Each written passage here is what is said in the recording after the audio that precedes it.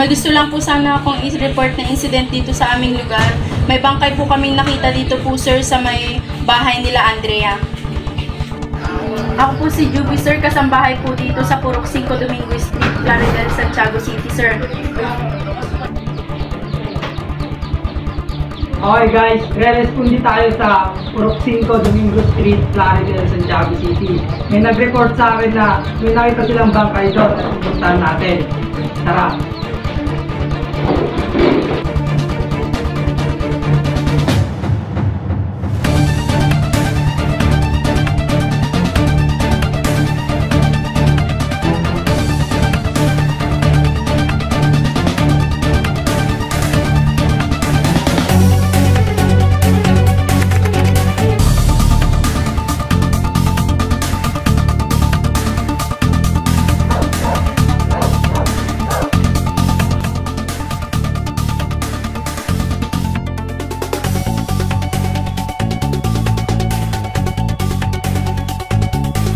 Hello po sir, good afternoon po. We are from the Barangay Plaridel.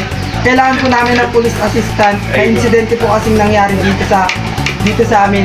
May nakita po yung isa naming residente ng isang bangkay po. Sige po, ano pong address ng lugar nyo? Dito po sir sa Purok 5 Domingo Street, Plaridel, Santiago City sir. Sige po sir, thank you po.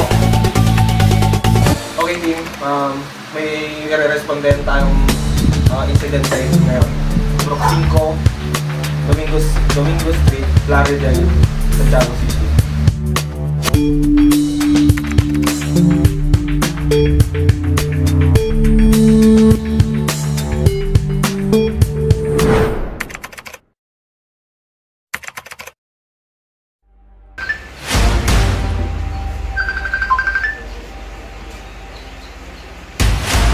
Hello, good afternoon sir. This is Chief of Police of Molina Police Station.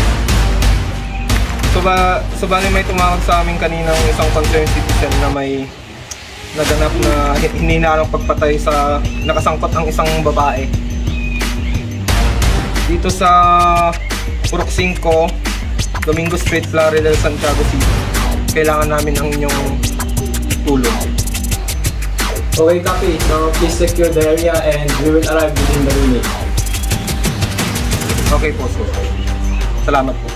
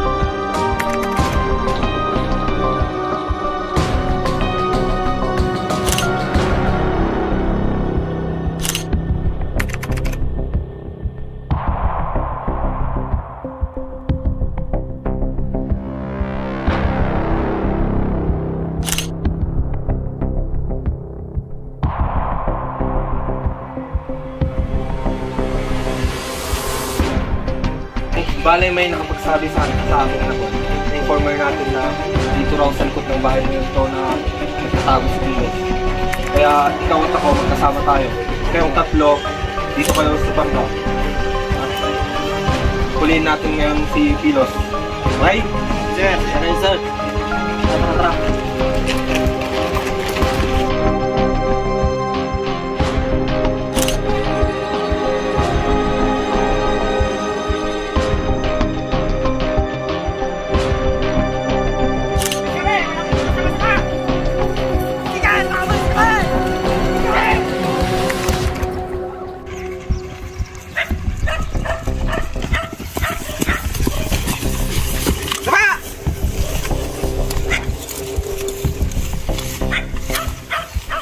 Juan Barbosa, may warrant of arrest ka. Ikaw ay naaresto sa salang rape with homicide. O sa pamamagitan ng kautosan ng pag-aresto, pinapakita ang korte order. Ikaw ay may karapatang manahimik at magpasawalang kibo. Ano man ang iyong sasabihin ay maaaring gamitin pabor o laban sa iyo sa anumang hukuman. Ikaw ay mayroon ding karapatan kumuha ng abogado at iyong pinili. Kung wala kang kakayahan, ito ay pagkakalob sa iyo ng pamahalaan. Naunawaan mo ba?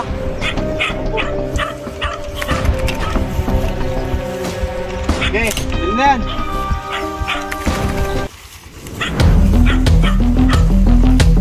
May mga katanungan kaming dapat mong sagutin.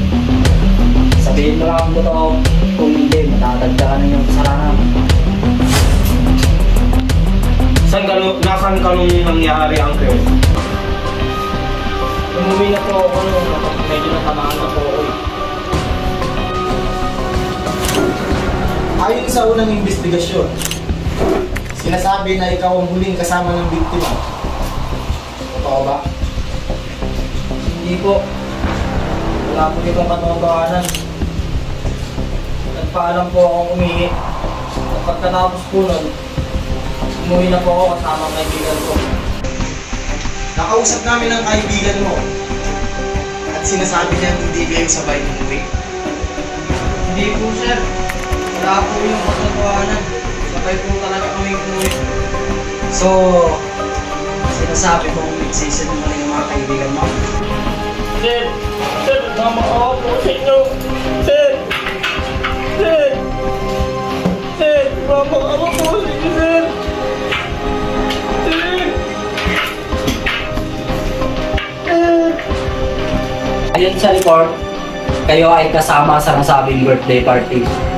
Kung saan huling nakitang buhay ang biktima, maaari nyo bang sabihin kung nasaan kayo nang maganap ang krimen? Sa Clayton Festival ng gabi, yun na rin po ang pagpintunan namin umuwi at magpaalam. Yun na rin po ang huling beses na nakita namin ng biktima. Hindi nakasama ko po ang biktima, hindi ko kasama po sa akin. Kala ko po okay na. Iniwan ko po siya doon at bumalik ako sa table para asikasuhin yung mga bisyo. So, yung iniwan mo siya, wala ka bang ibang napansin na kakaiba sa inyong mga kasama? O kaya nawala sa party? Naalala ko po is pinakasabay ko. Ngayon nakasalubong po ako nung palabas po ako ng musika. So, maaari mo bang sabihin kung sino ito? Opo, si Pilos po, kaibigan ko ng kaklase ko. So, sinabi mo na si Mr. Pilos ang huling nakasama ng biktima? Opo, sigurado. Punta mo at tawagin yung isa pang witness. Sige sir. Sir, ito na yung witness. Okay, ito.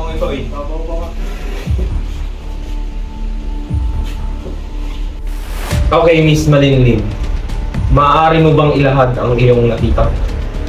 Umaga po nung dumating si Ma'am Andrea, tapos nakita niya po na maduling yung loob ng bahay.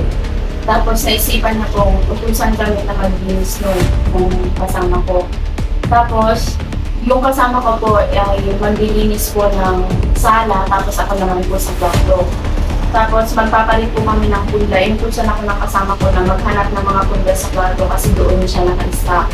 Tapos habang naghahanap po ako ng mga punda, napansin ko po sa gilid na may mga nakalagay na bag na hindi naman doon talaga nakalagay. Tapos binuklat ko po doon po tumambay sa akin doon. babae, yung bangkay po ng isang babae na tuluwang. Tapos napahiyaw po ako, tapos natawag po sa mga.